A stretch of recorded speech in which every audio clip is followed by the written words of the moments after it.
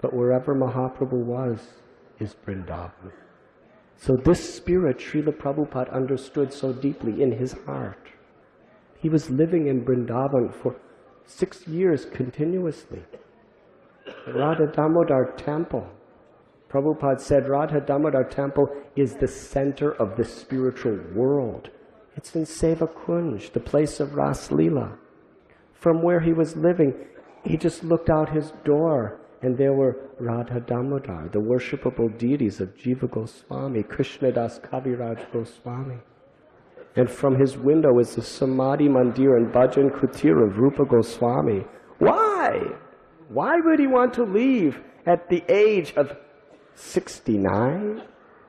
Because he understood so deeply in his heart that service to the holy Dham is the highest thing.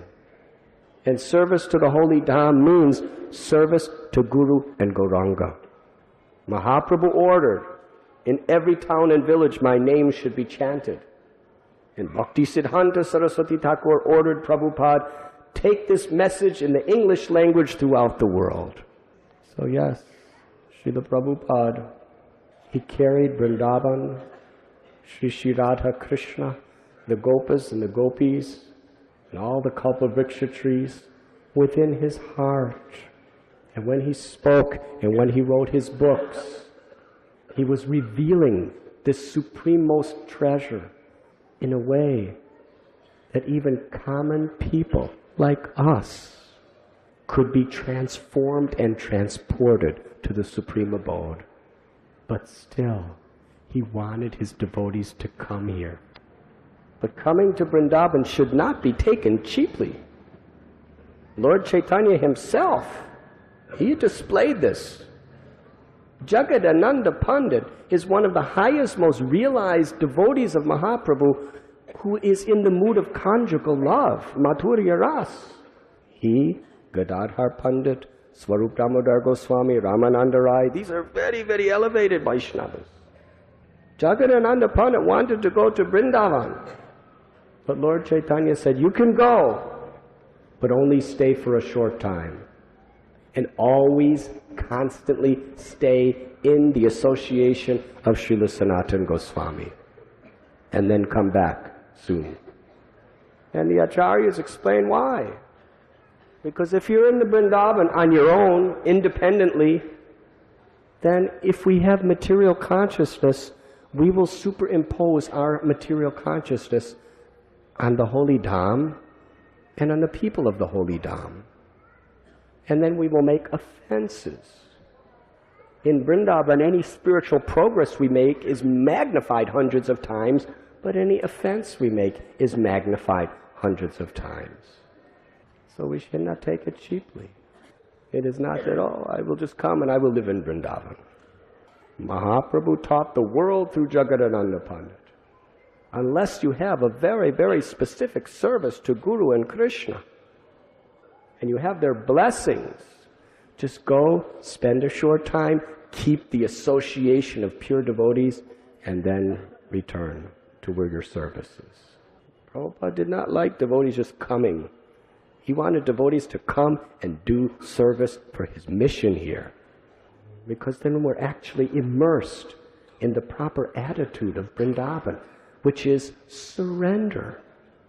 The residents of Vrindavan were totally surrendered to the will of Krishna. Yasya prasadat bhagavat prasaro yasya prasadan agati kutopi. The will of Krishna is the will of Guru. Prabhupada did not want devotees just coming and taking it cheaply and making offenses. He built Krishna Balaram temple and wanted very, very first-class devotees surrendering their lives, living by the highest etiquette and the highest example to be representing him and our whole sampradaya in that temple. And devotees from all over the world could come and remain in very intimate association, become spiritually charged by experiencing the magical spiritual influence of the holy Dham of Vrindavan. Lord Chaitanya said Vrindavan is the easiest place to become Krishna conscious. It is natural because everyone loves Krishna here. Prabhupada wanted us to experience, but in the proper way. so that we would not make offenses. Yes, Prabhupada traveled around the world 13 times. We were speaking at Sri Radha Gopijana Vallabha temple about selfless service.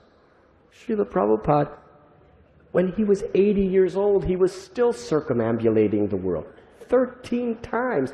It was strenuous on his health. His servants would have to massage his bodies in such a way to somehow counteract all the unbelievable effects that so much strain and so much giving himself was having on his old body. But he never complained. He just carried on in a spirit of such selfless compassion. That's the spirit of Vrindavan that he wanted to teach us, not to take it cheaply.